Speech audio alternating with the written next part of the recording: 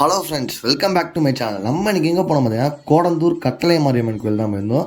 அதுவும் பார்த்தீங்கன்னா நம்ம சேனல் சார்பாக போயிருந்தோம். பழனிக்கட் சார்பாக பார்த்தீங்கன்னா இந்த கோயில் போயிருந்தோம். எங்கேருந்து போனோம் பார்த்தீங்கன்னா, நம்ம பழனிலேருந்து கட்டளை மாரியம்மன் கோயில் போனோம்.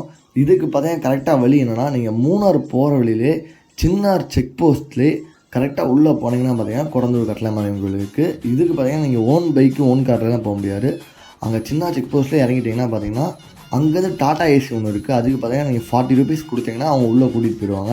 நீங்கள் உள்ளே போயிட்டீங்கன்னா இப்போ பார்த்தீங்கன்னா ரிசர்வ் ஃபாரஸ்ட்னால வந்து நீங்கள் ஓன் பைக்லாம் போக முடியாது. அதனால் பார்த்தீங்கன்னா அந்த டாடா ஏசிக்கு நீங்கள் 40 ரூபா கொடுத்து உள்ளே போய்க்கலாம். உள்ளே போயிட்டு கீழே பார்த்தீங்கன்னா தண்ணி மலையிலேருந்து கீழே வர தண்ணி வந்து போயிட்டு தண்ணி வந்துட்டுருக்கு. அந்த தண்ணியில் போய்ட்டு நீங்கள் குளிச்சுட்டு ரெடி ஆகிட்டு நீங்கள் மேலே வந்து சாமியை கும்பிட்டு வழிபாடு பண்ணலாம்.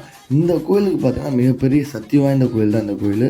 ஏன்னு கேட்குறீங்கன்னா, நாங்கள் வந்து ஒரு அண்ணாட்டே கேட்டேன், இந்த கோயிலுக்கு நீங்கள் எத்தனை வருஷமாக வரீங்க என்ன ஏதுன்னு கேட்கும்போது, இந்த கோயிலுக்கு வந்து 6-7 வருஷமாக நான் வந்துட்டுருக்கேன் தம்பி. ஃபஸ்ட்டு நான் வரும்போது பார்த்தீங்கன்னா ஜேசிபி வாடகைக்கு ஓட்டிகிட்டு இருந்தேன். இப்போ பார்த்தீங்கன்னா எனக்கு 3 ஜேசிபி 2 டிராக்டர் என்கிட்ட இருக்குது. இப்போ நான் வாழ்க்கையில் பார்த்தீங்கன்னா சந்தோஷமாக இருக்கேன் அப்படின்னு சொல்லி சொன்னார். எனக்கு அதை கேட்டது ரொம்ப வந்து உற்சாகமாக இருந்துச்சு. பவர்ஃபுல்லான கோயில். மறக்காமல் இந்த கோயிலை மறக்காமல் விசிட் பண்ணி பாருங்கள். நீங்கள் எத்தனை பேர் இந்த கோயிலுக்கு போயிருக்கீங்கன்னு நம்ம கமெண்ட்ஸில் கமெண்ட் பண்ணுங்கள். அதெல்லாம் பார்த்தீங்கன்னா அங்கே வந்து தீர்த்தம்லாம் தொளிச்சுடுவாங்க. நீங்கள் அங்கே போய் நாவே பார்த்தீங்கன்னா தீர்த்தம்லாம் தொளிச்சு விடுவாங்க.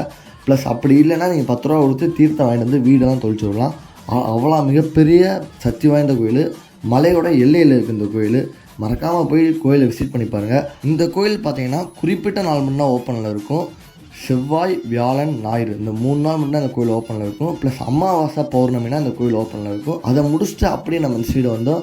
அமராவதியில் பார்த்தீங்கன்னா இந்த டைமில் பார்த்தீங்கன்னா தண்ணி ஓப்பன் பண்ணி விட்ருக்காங்க.